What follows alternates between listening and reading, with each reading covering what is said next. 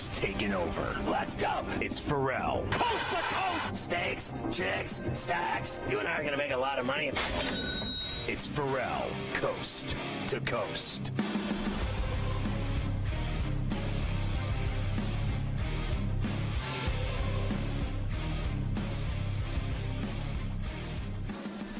Well, you saw the Rams come in, freezing cold weather. It didn't stop them. They still beat the Jets. They got it done. They keep winning. It's 8 of 10 now. They've been hot, and they're playing really good football at the right time.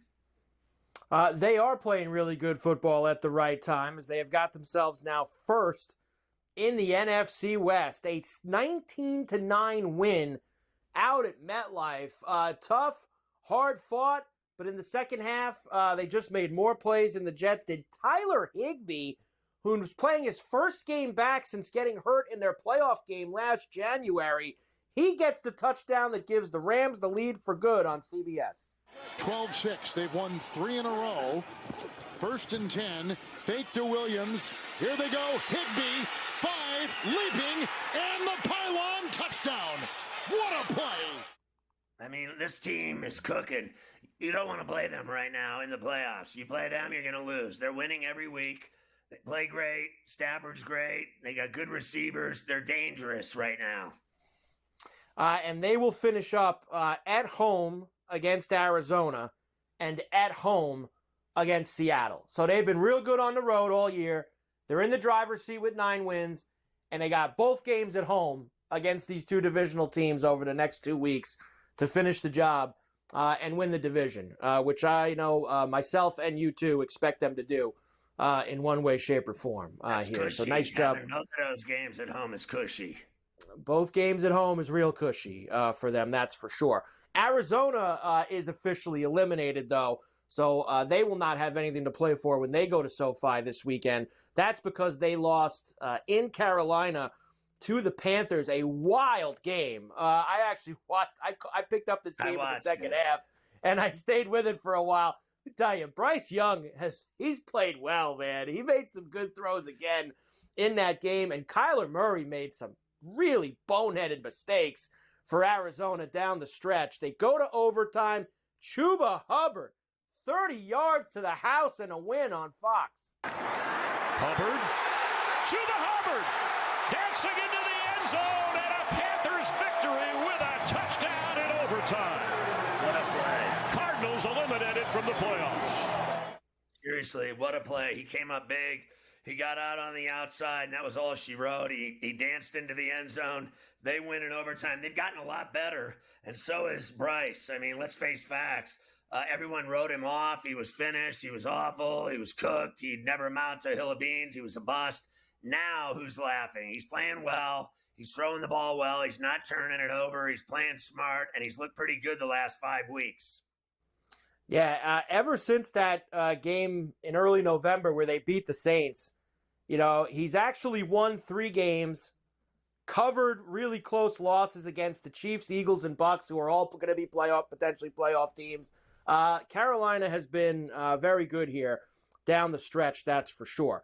Bengals and Browns. Now, the Bengals are still holding on a heartbeat, I guess you could say. They need to win both of their last games. Denver lose both of their last games. They played Denver this week, too.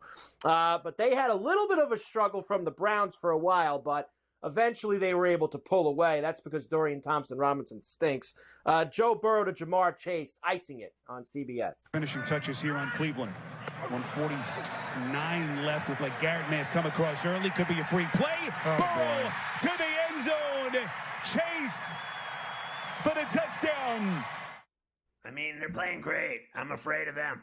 They have to play in Pittsburgh on January 5th, and I guarantee you they'll have problems with them because Burrow and Chase are hooking up. They look fantastic right now. I think they're going to be difficult for the Steelers that day. It'll be freezing cold in Pittsburgh for sure, and I think they have a shot to lose that one as well. I mean, the way they're playing, they're just connecting, they're hooking up, and they're scoring a lot of points, and they're winning. You know, what they really need is they need the Broncos to beat the Bengals on Saturday, right? That way the Bengals have nothing to play for in that Steeler game. They don't care. It's really not that much. Because if the Bengals beat the Broncos on Saturday, they they could be playing to get in that Steeler game that you're going to be at, which and me as someone who's going to have the 2 seed, I don't want the Bengals anywhere near that last spot in the playoffs.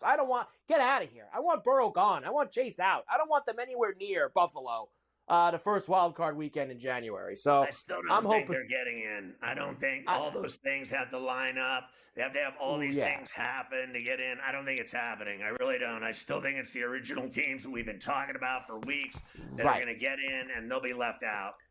Because another key to that is the next team we're going to talk about. The Bengals not only would have to win their last 2, and the Broncos lose their last 2, they would need the Colts to lose a game. The Colts beat Tennessee yesterday, and they finished with the Giants and the Jaguars the last 2 weeks. That's who Indianapolis is finishing with. So they're going to have a good opportunity to finish 9-8. And the Bengals do not win tiebreakers with Indianapolis later on down the road. So that's not going to go well for them either. Indy, 38-30. They had a huge lead in this game, and they kind of let some of it back, but they still covered. Jonathan Taylor, though, is who I wanted to talk to you about, Scotty. We know what he did last week, dropping the ball in Denver and really blowing the game for them. But he kind of made up for it. How about 218 yards and 3 tutties, including 2 long ones? Here's the second one that opened up the second half on CBS. Back to Taylor, and Taylor trying to put it away all by himself. Taylor into the open field one more time. Oh, and a stiff arm to loosen the load. He's into the end zone. Touchdown, Indianapolis, 70 yards. And he held on to the football. He didn't drop it like the week before like an idiot and cost him the game. They never recovered from that fumble. He looked great on Sunday. Huge runs, huge touchdowns, racked it up, had it all going, and played smart. And it really is a shame because that game is going to be the swing. That's what's going to cost the Colts the playoffs. If they would have won in Denver, they'd be in the pole position right now with 2 awful teams left to play. So that loss out there really is going to end up being costly for them. But nice job by Taylor getting back into it. I have not talked to you about the Bills yet. They beat the Patriots 24-21. I know you talked to Gabe about this game. I was a little surprised at how slow they started the game and how bad their defense looked. Now, to be fair, their defense looked bad the last 2 weeks, right? I mean, they gave up 40 points to the Rams and the Lions. They just ended up winning the Lion game. So watching New England go up and down the field on them in the first half, I guess shouldn't have surprised me, but they got some key turnovers. What really surprised me was that their offense was very out of sync and really didn't do much. And look, Allen can't score 40 points every week. And look, they were due for a week, I guess, like this. They've been playing such a high level, lots of points. I know it looks bad because it was against an awful team, but you know, they had a week where they had to gut one out against a bad team. I mean, the Chiefs have had like 6 of those. So the Bills finally had to have one. I thought the kid played well. So he played tough all day, kept him in the game, made some good throws. They didn't turn it over a lot. They didn't, make a lot of mistakes. They were in it. They got the early lead, and the Bills had to fight back. You knew they were going to cover when they had the lead early, and they just had to, hang in there, and they lose by 3. But it was a great cover for them. I thought it was a good game for him. I think he's going to get a lot of confidence out of it. He's only getting better. He's going to end up being a good quarterback, I think, in the long run for them. He is. And yeah, when you get up 14-0 and you're getting 14, you'd like to think that it looks pretty good. Bills did have a chance at one point. Got to 24-14, and if they could have just got one more, maybe snuck out the cover. But they were not able to do that. All right, we'll come back. I will give you the last couple, which includes the Raiders probably blowing their shot at the top pick in the draft after their win. I will give you the draft order as of right now, and then we'll get into the Packers and the Saints for tonight. You can't even make it up that they won, right? You can't even. I told you they'd win a game. I said the Raiders would win a game.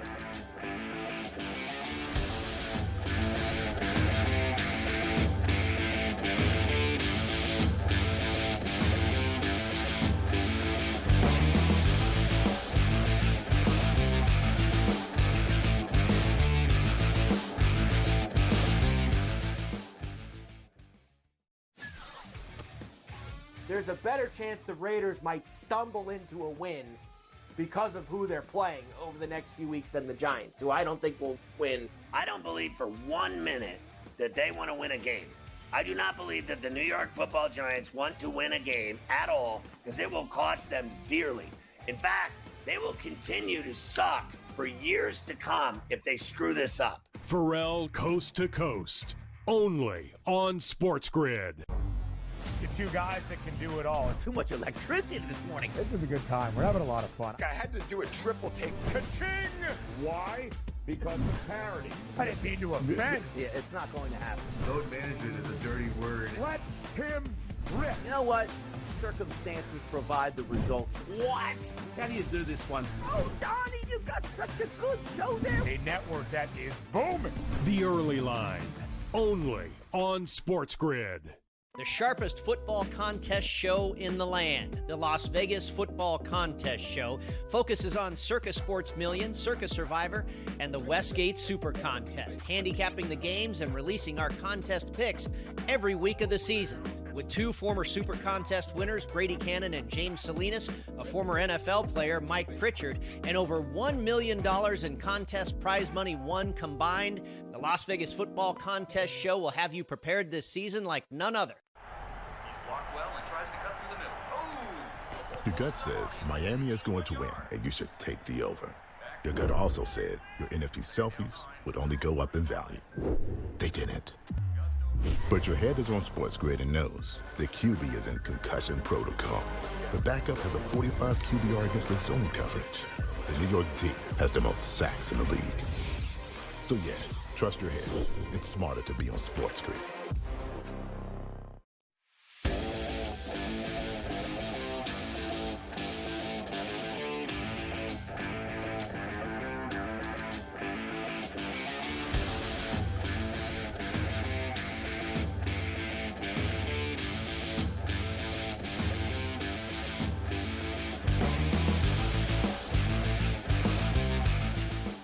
So, how about the Dolphins? They ended the Niners season. I love seeing that. No San Francisco in the playoffs.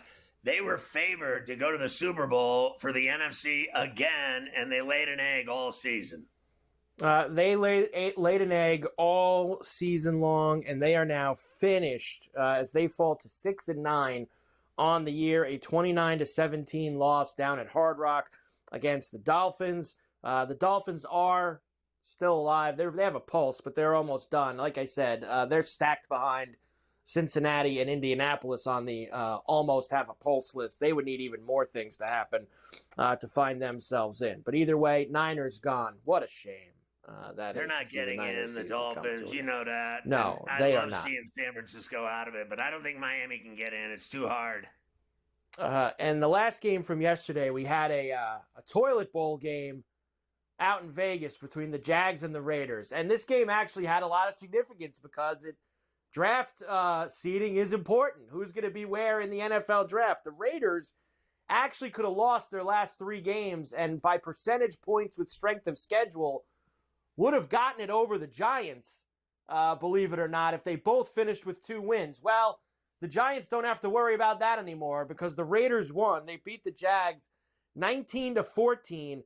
So that moves the Raiders, Scotty, from potentially having the first pick to now being in the 6th pick in the draft. They fall 6 spots by winning that game. Giants are 2-13 and all by themselves at the top. So New England, Jacksonville, Tennessee, Cleveland, and Vegas all at 3-12. Carolina, Jets, Chicago at 4-11. So still over these next 2 weeks, teams can either improve their draft status or torpedo their draft status, like the Raiders did yesterday out in Vegas. You can't even make it up. I was watching a game, and I'm like, are they going to win this game? Are you serious? And then they win the game and just open the door for the Giants. And then look what happened to them. They fall even further down the pile, and it was just a horrible win. Bottom line, it was a horrible win. They didn't need to win. They needed to lose, and they couldn't even do that right.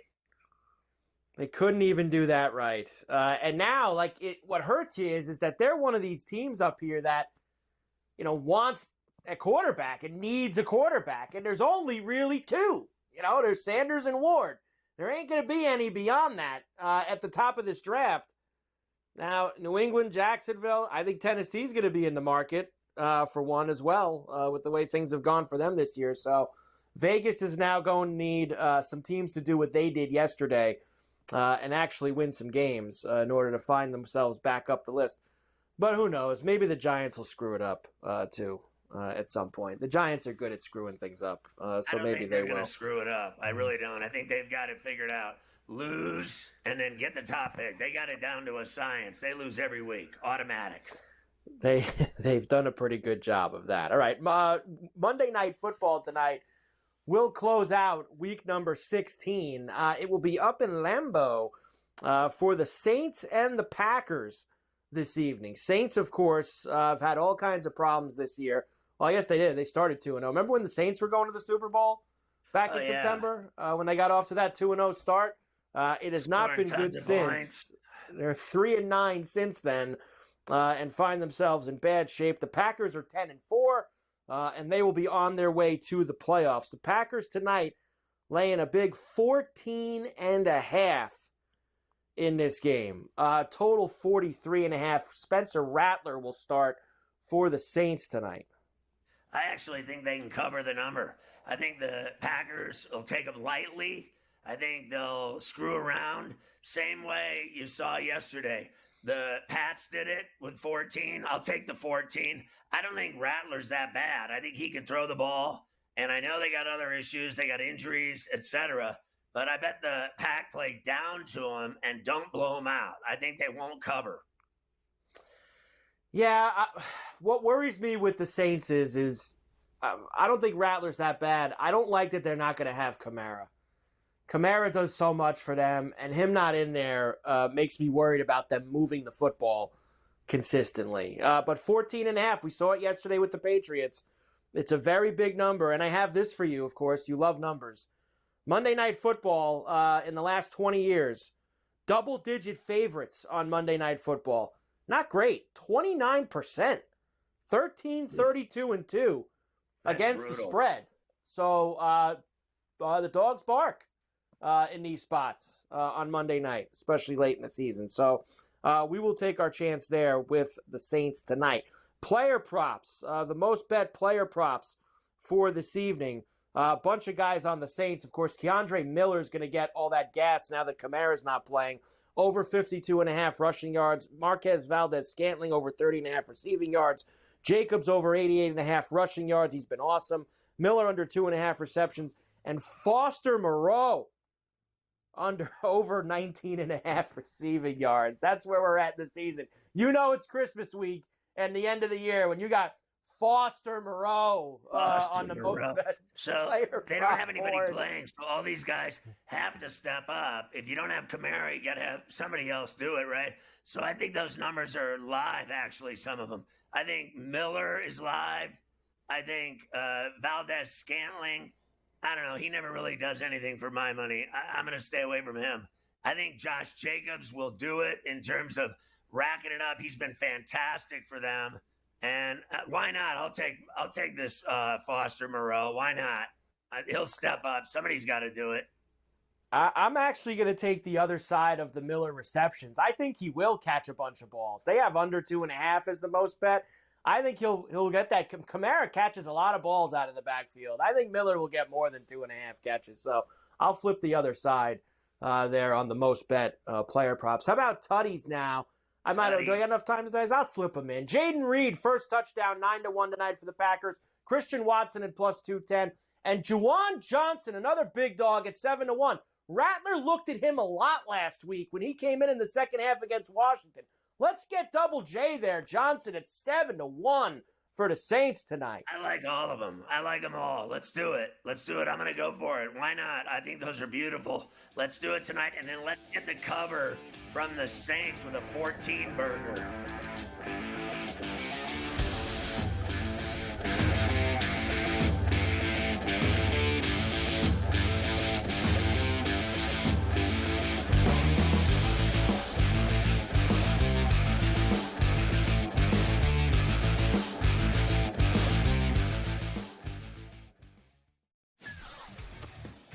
there's a better chance the Raiders might stumble into a win because of who they're playing over the next few weeks than the Giants, who I don't think will win. I don't believe for 1 minute that they want to win a game. I do not believe that the New York Football Giants want to win a game at all, because it will cost them dearly. In fact, they will continue to suck for years to come if they screw this up. Ferrall Coast to Coast, only on SportsGrid. The two guys that can do it all. Too much electricity this morning. This is a good time. We're having a lot of fun. I had to do a triple take. Ka-ching! Why? Because of parity. I didn't mean to offend. Yeah, it's not going to happen. Load management is a dirty word. Let him rip. You know what? Circumstances provide the results. What? How do you do this one? Oh, Donnie, you got such a good show there. A network that is booming. The Early Line, only on SportsGrid. The sharpest football contest show in the land, the Las Vegas Football Contest Show, focuses on Circus Sports Million, Circus Survivor, and the Westgate Super Contest, handicapping the games and releasing our contest picks every week of the season. With two former Super Contest winners, Brady Cannon and James Salinas, a former NFL player, Mike Pritchard, and over $1 million in contest prize money won combined, the Las Vegas Football Contest Show will have you prepared this season like none other. He's blocked well and tries to cut through the middle. Oh! Your gut says Miami is going to win, and you should take the over. Your gut also said your NFT selfies would only go up in value. They didn't. But your head is on SportsGrid and knows the QB is in concussion protocol. The backup has a 45 QBR against the zone coverage. The New York D has the most sacks in the league. So yeah, trust your head. It's smarter to be on SportsGrid.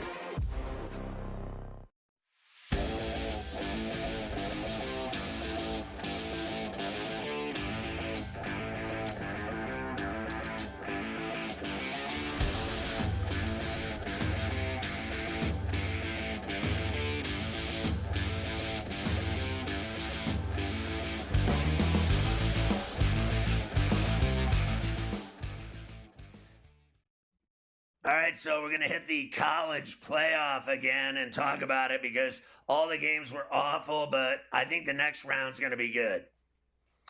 Yeah, I think that's usually what happens, even in the NFL playoffs and other playoffs. When you get a round with a lot of blowouts or routes, usually that sets you up for some good matchups after that. And hopefully college football can provide that because this was tough. Over this round one weekend on these campus sites. We'll start Friday night, of course. Notre Dame beat Indiana 27-17. Early in the game, couple of turnovers back and forth. Notre Dame starting at their own 2 after picking off Rourke. Jeremiah Love going house, 98 yards on Notre Dame radio. Oh, Jeremiah Love gets the carry, running left, has a hole. He's across the 10, needs a block in his own 20. Now he's down the sideline. It's a foot race across midfield. 30, 20, 10, 5. You gotta be kidding me. It's a touchdown. 98 yards for Jeremiah Love. Unbelievable.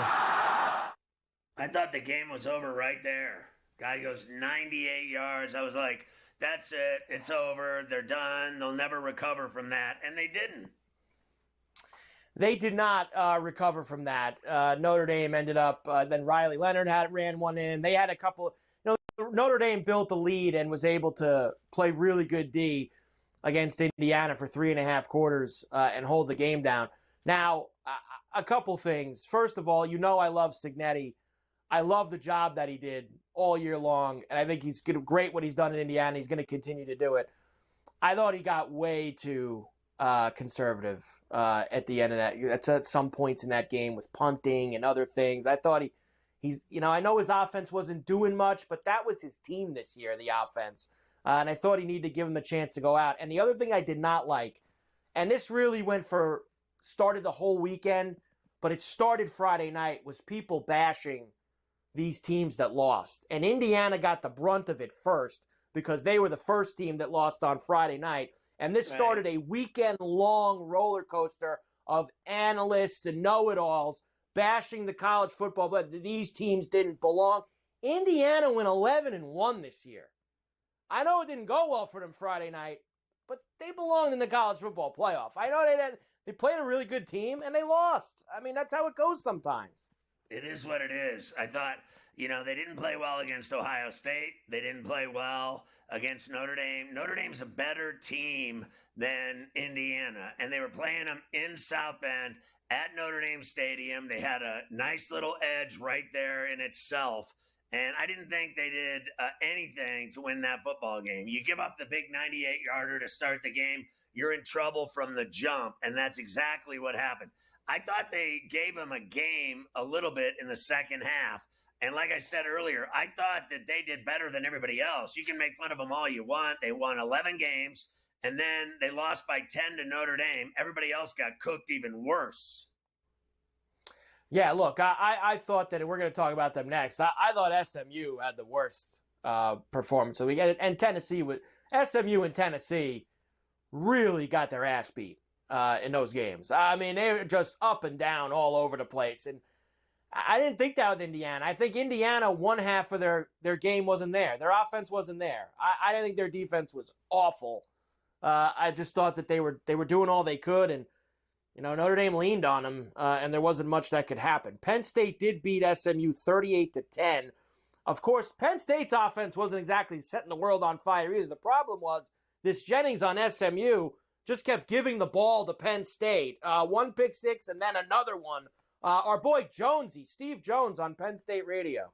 Motion by Daniels toward us. Back goes Jennings on a low snap. Steps away for pressure. Steps away. Looks downfield. Throws upfield. Intercepted. 45. Tony Rojas to the 50. Rojas to the 45. Rojas to the 40. 30. Rojas to the far side to the 20. 15. 10. 5. Touchdown Penn State. Tony Rojas with Penn State's second pick six in the first half. They got cooked. I mean, they were smoked in that game. You knew when they went to Happy Valley they were going to be in trouble. We always said that Penn State can beat teams like this easily, and they did. It was easy work, and they owned them all night long, and that was that. And then everybody started railing on, SMU didn't deserve to be there. I thought they did, and more so than Alabama. So I had no problem with them being in the playoff. Right. It's like magically all of a sudden, we know that the SEC teams would have won all these games this past weekend. Get serious.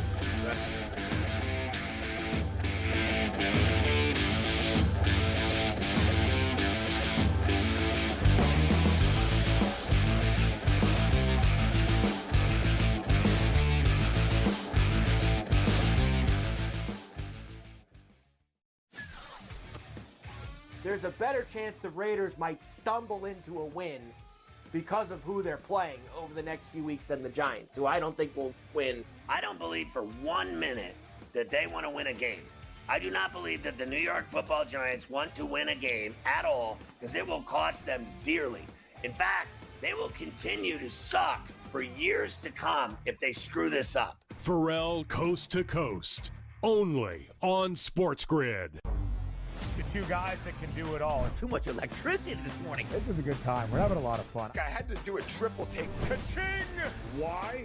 Because of parity. I didn't mean to offend. Yeah, it's not going to happen. Load management is a dirty word. Let him rip. You know what? Circumstances provide the results. What? How do you do this once? Oh, Donnie, you got such a good show there. A network that is booming. The Early Line, only on SportsGrid. The sharpest football contest show in the land, the Las Vegas Football Contest Show, focuses on Circus Sports Million, Circus Survivor, and the Westgate Super Contest, handicapping the games and releasing our contest picks every week of the season. With two former Super Contest winners, Brady Cannon and James Salinas, a former NFL player, Mike Pritchard, and over $1 million in contest prize money won combined, the Las Vegas Football Contest Show will have you prepared this season like none other. Blocked well and tries to cut through the middle. Oh! Your gut says Miami is going to win, and you should take the over. Your gut also said your NFT selfies would only go up in value. They didn't. But your head is on SportsGrid and knows the QB is in concussion protocol. The backup has a 45 QBR against the zone coverage. The New York D has the most sacks in the league. So yeah, trust your head. It's smarter to be on SportsGrid.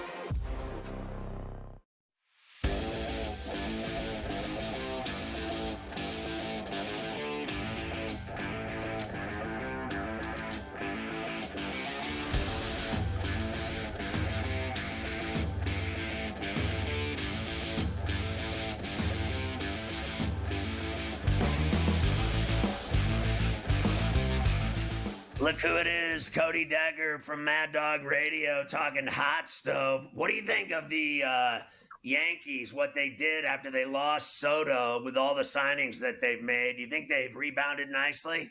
I think they rebounded nicely. I think what they've actually done, I said this from the get-go, this has the opportunity of being a serious blessing in disguise as long as the Yankees go out and spend some money, which they have, because they kind of let the cat out of the bag a little bit, Scotty. They made it clear that they were willing to spend $760 million. So if they walked out of this offseason without spending at least half of that $760 million, this was going to be a fail and an epic fail, but it's not. What they did was they filled in the cracks and all the holes this team had it. They needed a closer. Guy was swinging miss stuff. Cue in Devin Williams. You needed a guy that give you a little bit of leverage for first base and the outfield. Cue in Cody Bellinger. You needed to get yourself a frontline starter. Bring in Max Fried, and he's not even your ace. And you throw that on top of Paul Goldschmidt on a really cheap one-year deal. I think Paul Goldschmidt's got plenty left in the tank, considering the fact that he hit 245 last year with, 56 extra bases and 22 homers. That right there alone is an upgrade at first base for the Yankees. And if the Yankees go get a third baseman too, say like an Alex Bregman, the Yankees have won this offseason and then some. You think he'll do well, Goldschmidt? You think he'll be able to hang? I think he'll be able to hang enough. Keep in mind, he doesn't need to be the Goldschmidt at all. He doesn't need to be the MVP of 2 years ago. He needs to be a good defensive first baseman, and he also needs to put some balls over the fence. 15, 20 home runs. If he could stay around 250, absolutely he's got that in the tank, especially in that hitter-friendly spot in the Bronx. What'd you think of the Buehler deal? I thought it was a pretty little fancy move by the Boston Red Sox. 1 year, so not a huge impact to their entire thing. Helps them early on in the season while they're waiting for their other injured players to get back. Whitlock's still hurt. You got Giolito's going to probably start the year on the IL. And then you got Sandoval, who they just signed to a 2-year deal. I liked the move. I thought it was a good move right out the gate, but they need more. They can use a veteran presence in that clubhouse. I'm not against adding another arm if they have it in them. Crochet was a hell of a pickup. The Red Sox are not being quiet, but they could make one more splash. So the Dodgers, as usual, spend a lot of money and they reload, and they're still the best team in baseball, wouldn't you think? Yes. I think as much as I'm enjoying the moves by this team and that team and this team and that, the Dodgers don't even need to make that many moves. And the moves they made already were fantastic. Bringing back Tommy Edman, who was a huge impact player for this team. And frankly, the only thing I'm waiting for is when's Teoscar signing back? They could really use Teoscar Hernandez and Kike Hernandez. Outside of that, there's nothing else the Dodgers need. Reminder, the Dodgers are getting back Dustin May. They might get back Tony Gonsolin. They're getting back Tyler Glasnow, and they're getting back Shohei Ohtani. That's 4 pitchers they didn't even have in the World Series, man, and they're getting them all back. Who's to say they don't go and grab Roki Sasaki as well? I think he's going to end up being a Padre, but the Dodgers, I don't think, are done either. I wanted to get Teoscar in New York, to be honest with you, with the Yankees, and I guess that's not happening.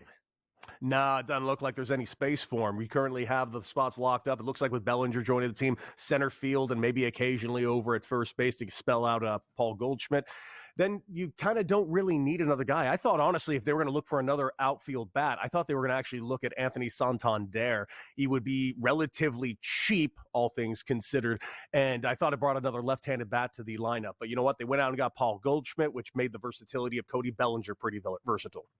Why hasn't he gotten a gig yet, Santander?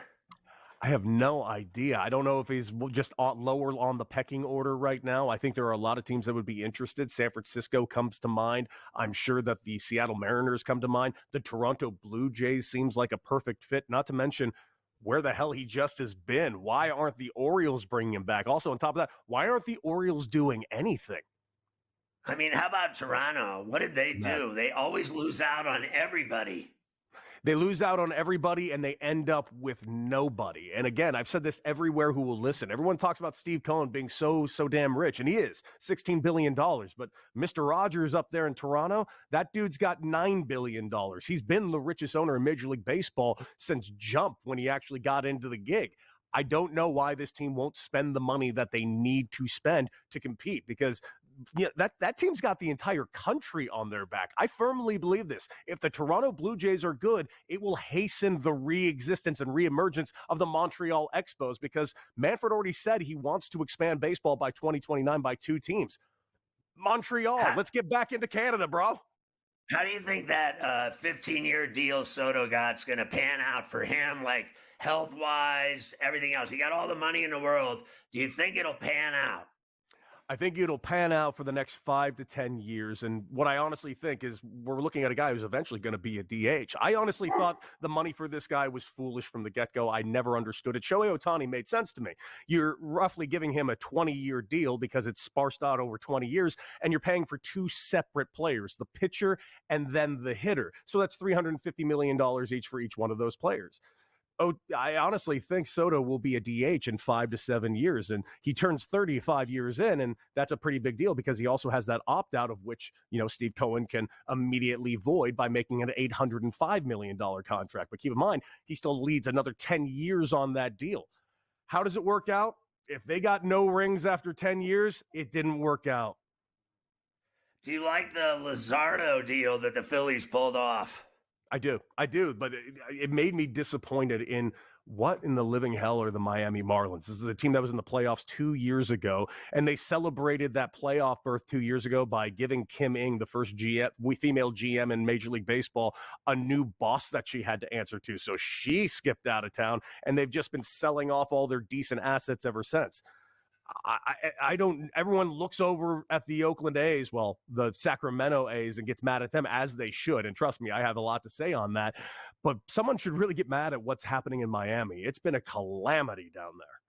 What did you think when the Cubs landed Tucker? Shocked me. Literally surprised me, just because this has been a team that hasn't made a whole lot of noise as of late, and Tucker was a great pickup. I heard a lot of people around the Bronx begging for Kyle Tucker here in Yankee Stadium. I thought that was kind of a fool's errand. I didn't think there was any chance they would trade him over here to the New York Yankees. But for the Cubs, a lot of on base, a lot of stolen base, ton of power.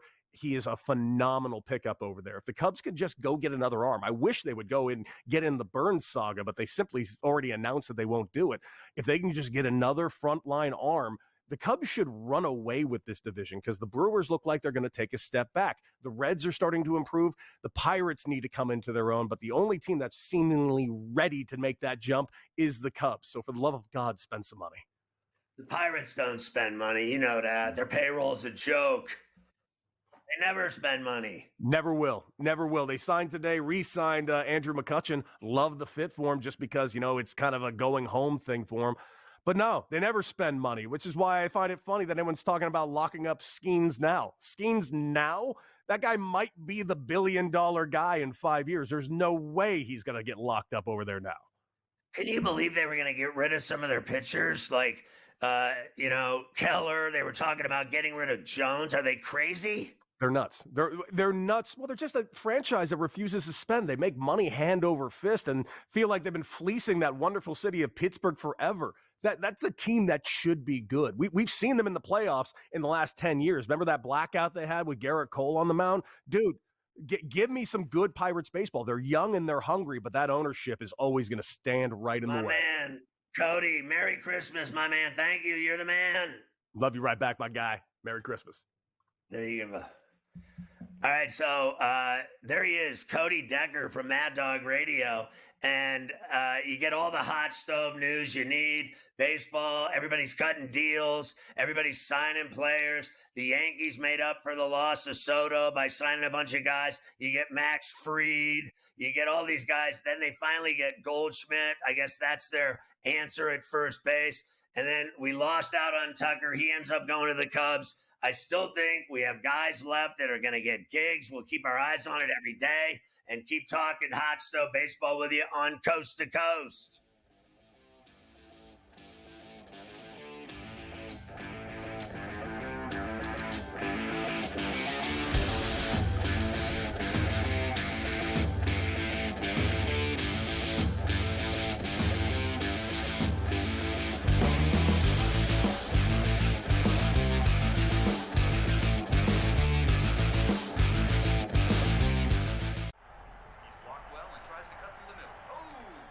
Your gut says Miami is going to win, and you should take the over.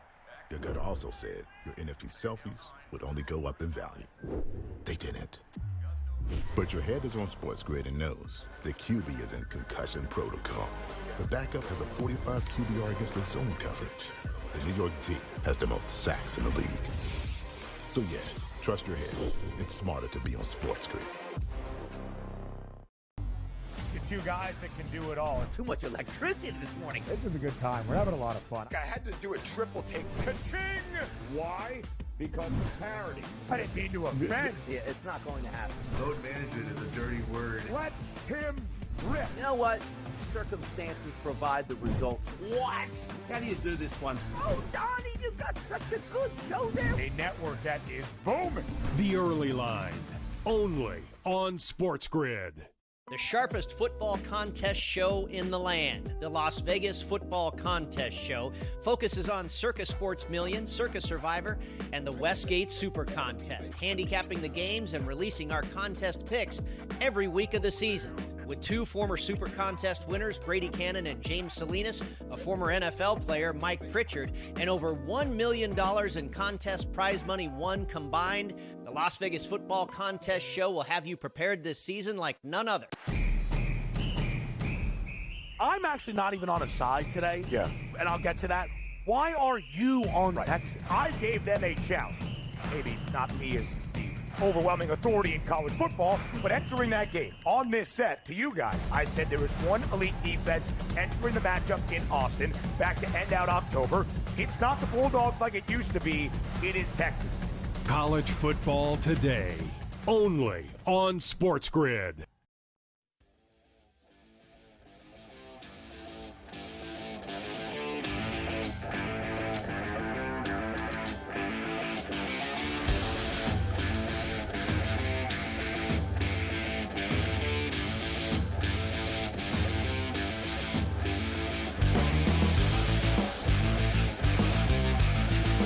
So Texas rolled Clemson, beat them by 14. I thought it was easy work for them as well.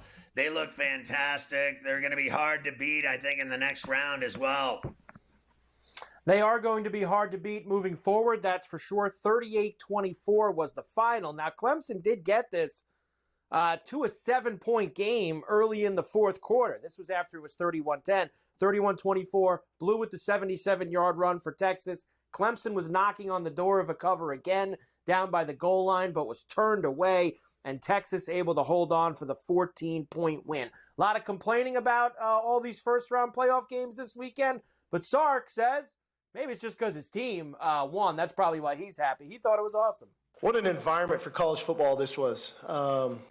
From the moment we pulled up on the buses, our Bevo walk, you could feel the energy. Bevo. The crowd was tremendous. It was a great atmosphere. I think, college football got this one right.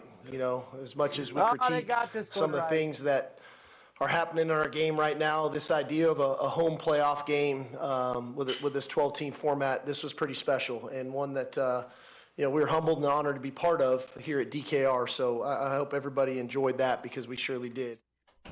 Well, everybody's been talking about Arch Manning, but they go with Ewers. I thought he did a good job. Here they are into the next round, and now we'll find out what they're made of when they play a tougher opponent. So I guess Texas, it was easy, and now you look at Ohio State, you talk about easy. They really got it on in the shoe. They made Tennessee look awful.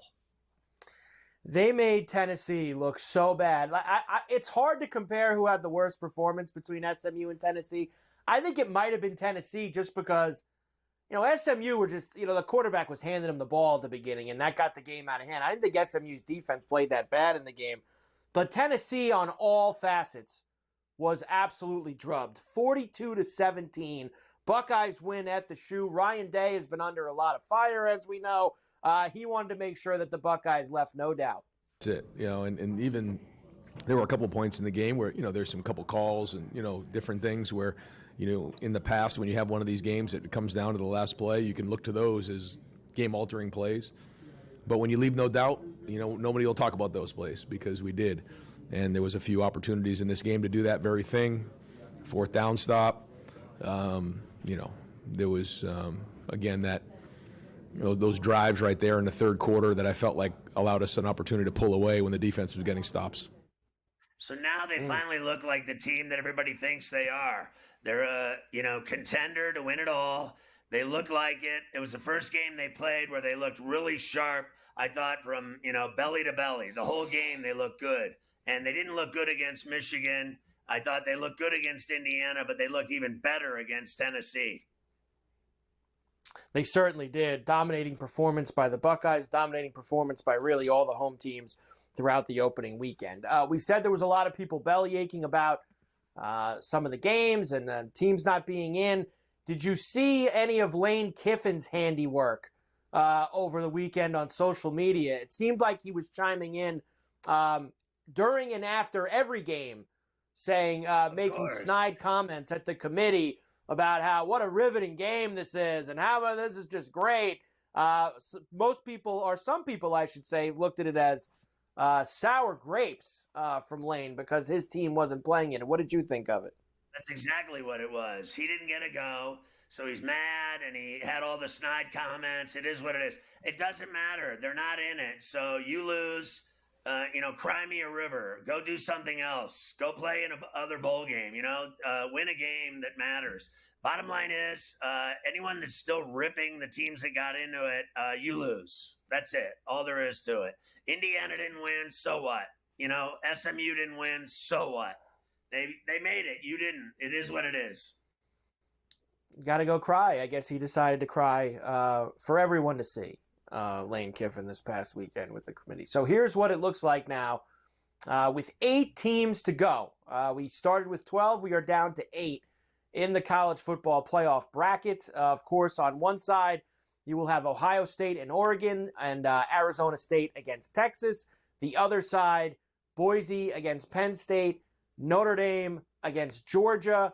That is how the bracket looks here. I, of course, have numbers for you as well that will go along with some of these games. Why don't we start? Penn State and Boise in the Fiesta Bowl. That will be on New Year's Eve, right? Scotty, is when this one will play. The other 3 games will be on New Year's Day. So similar format to what we just did this Friday and Saturday. This will be at the Fiesta out at the Toaster. Minus 10.5 for Penn State. Totals 52.5. See, here's the, Boise's got that run game. And I know there's a physical front for Penn State. They've got better athletes. They have all that. But if Boise can stay on the ground with Genty a little bit, they might be able to hang around in this game. Maybe. I think Penn State's better than Boise. I think they'll handle them the same way they did SMU. I think they'll just bury them. I think it is what it is. I think they'll win this game easily. I think Boise's been really good. They're going to find out how good they are, though, when they play Penn State. This is another team that's similar to, they can beat teams like this. They can't beat top teams, but they can beat teams like this. These are the teams that Franklin usually pounds.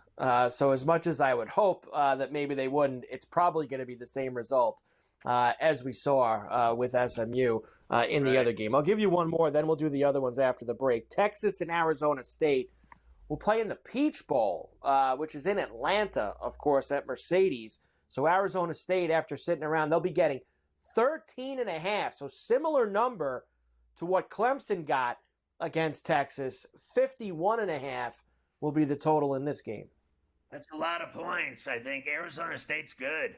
They're exciting. They score a lot. They got a great running game. I think that's going to be a problem for Texas. I think they might be able to cover the number. This is going to be a game that I don't think Texas expects much out of Arizona State, that they'll be able to win this game easily. I think it's going to be exactly the opposite. I think they'll give them a fight the entire game. I like Arizona State in the points. I'm with you. I think that that Scattaboo could get himself going. Have a big day on the ground, and that's a lot of lumber for a team they've been good all year, covering, winning all year long. Arizona State.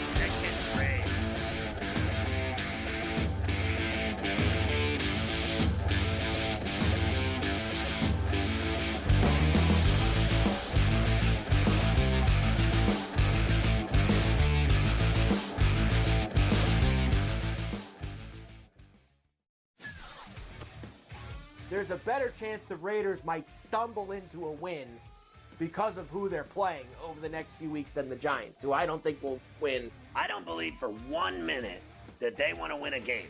I do not believe that the New York Football Giants want to win a game at all, because it will cost them dearly. In fact, they will continue to suck for years to come if they screw this up. Ferrall Coast to Coast, only on SportsGrid. The two guys that can do it all. Too much electricity this morning. This is a good time. We're having a lot of fun. I had to do a triple take. Ka-ching! Why? Because of parity. I didn't mean to offend. Yeah, it's not going to happen. Load management is a dirty word. Let him rip. You know what? Circumstances provide the results. What? How do you do this once? Oh, Donnie, you got such a good show there. A network that is booming. The Early Line, only on SportsGrid. The sharpest football contest show in the land, the Las Vegas Football Contest Show, focuses on Circa Sports Million, Circa Survivor, and the Westgate Super Contest, handicapping the games and releasing our contest picks every week of the season. With two former Super Contest winners, Brady Cannon and James Salinas, a former NFL player, Mike Pritchard, and over $1 million in contest prize money won combined, the Las Vegas Football Contest Show will have you prepared this season like none other. He's blocked well and tries to cut through the middle. Oh! Your gut says Miami is going to win, and you should take the over. Your gut also said your NFT selfies would only go up in value. They didn't. But your head is on SportsGrid and knows the QB is in concussion protocol. The backup has a 45 QBR against the zone coverage. The New York D has the most sacks in the league. So yeah, trust your head. It's smarter to be on SportsGrid.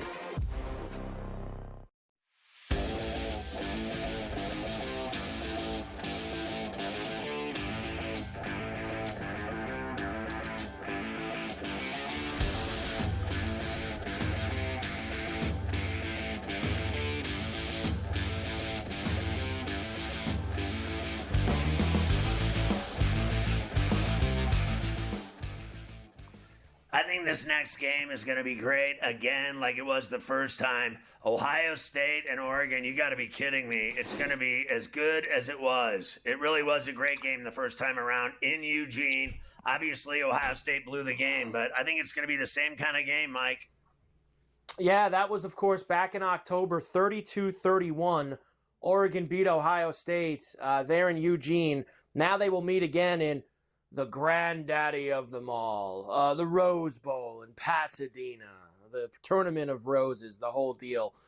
Used to be, this would have been like a Rose Bowl game, right? Big Ten, Pac-12, but now they're both in the Big Ten. Oregon and Ohio State. Ohio State is 2.5-point favorite against the undefeated number 1 seed Oregon Ducks out in Pasadena at the Rose Bowl. Are you surprised that they're dogs? That the number 1 team in the country is a dog to Ohio State? I am. I think, they beat them. I was surprised. Saturday night, everybody always tweets out, what opening line, look at the line, what the line open at. And I saw it was 1.5 right off the jump for Ohio State, and it's already gone to 2.5 for this game. I'm very surprised. And Lanning, he's a great coach. He's a nutcase. I bet you he's going to drill in to these kids for the next week and a half, 2 weeks. We beat this team. We're undefeated. And they think that they're better than us. And I think he's a great motivational type guy with that. And I think Lanning's going to have Oregon ready. I think they're going to beat him a second time out there at the Rose Bowl. I'm on Oregon in that game. I think they're better. For the rematch. I think they're a better team than Ohio State. I know the game was really close, and they blew it. Ohio State, they had a chance to win it. They didn't get it done. But I still think that, Dylan's a better quarterback. And I actually think, he threw a bunch of tutties in the first game. I think the kid Howard made some huge mistakes, particularly at the end of the game with the clock. So I think the kid's smarter. I think he's more controlled. I think their offense is explosive. They can score on anybody the entire game. They just keep scoring. No one can stop Oregon from getting into the end zone. I think they'll beat Ohio State again. I'm with you. Let's go. Now, the last game of the night there on New Year's Day will be the Sugar Bowl in New Orleans. The Fighting Irish of Notre Dame against Georgia. Now, when this first opened, we saw some look-ahead lines at this, had the Irish minus 1.5. It actually opened on Friday night at Irish minus 1.5. Already been moved to minus 2.5 for the Bulldogs. So Georgia minus 2.5, 44.5 the total. New Year's Day night in Nolens. I think Notre Dame's going to beat them. I really do. I think the quarterback situation will God, catch that would be up great. to Georgia. I think they're going to get beat because of their quarterback getting injured. I don't think the backup can do what Beck does. In fact, I saw him play. I was not impressed at all. I think Notre Dame can do it all. They can run the ball. They can throw it. They play great defense. Their secondary's sick. I thought they looked great against Indiana. I think they'll be ready for this game. I think they'll win this game. You cannot tell me that Georgia's just going to go out there and play without a quarterback. I hope you're right. From your lips to God's ears, you know, with me, I'm always very pessimistic when it comes to the Irish when they face that top level of program in these bowl games. It just never goes well for them. And I'm with you. I think this time might be different. I think they're getting a break that Beck's not going to play. But they got to show up, and they got to run that rock like they did against Indiana on Friday night. They got to be able to run the ball. Leonard's got to have a huge game. The D's got to step up. It can be done, and I just hope it happens. They got to finally win one of these games. They got to beat a Georgia, an Alabama. They got to beat one of these teams for once on this big stage. I think they will. Yeah. I think they're going to be ready. I hope so. They've won every game except the NIU game. They've been fantastic. They've run the table. They kicked Indiana's ass. They're going to be ready for a team that's really good, but without a quarterback. I don't see how you can win without your QB. I really don't. I know they have a great defense. That's great. I know they have a great offense. Well, there goes their passing game. So give me the Irish. I think they'll get it done. I really do. And in terms of quickly to win it all with 8 teams left, the Ohio State win gets them up past Oregon. Texas is now the favorite to win the whole thing with Ohio State the second choice, Oregon the third choice, then Georgia, Penn State, Notre Dame down the line. Odds to win the entire college football. Yeah, I don't believe that. I'm not buying that. I don't think they're going to win it all. I really don't. I think it's still for me, Oregon and Notre Dame are going to make it to that title game.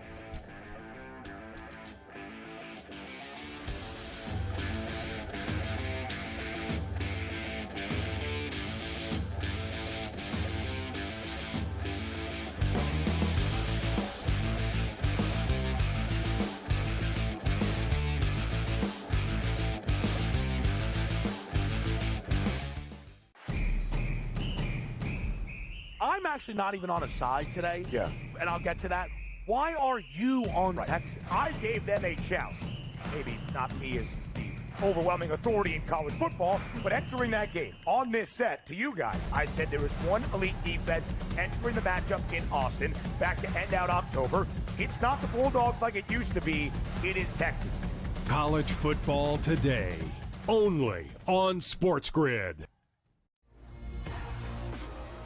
How do you find some of this great talent that you've brought in, who are still early in their career, might not have a ton of tape on them yet? I've been around this business, man, for almost 20 years. So a lot of these guys will tell you that I popped into a lot of gyms, sparred or just worked on the side or, kind of worked out, just watching.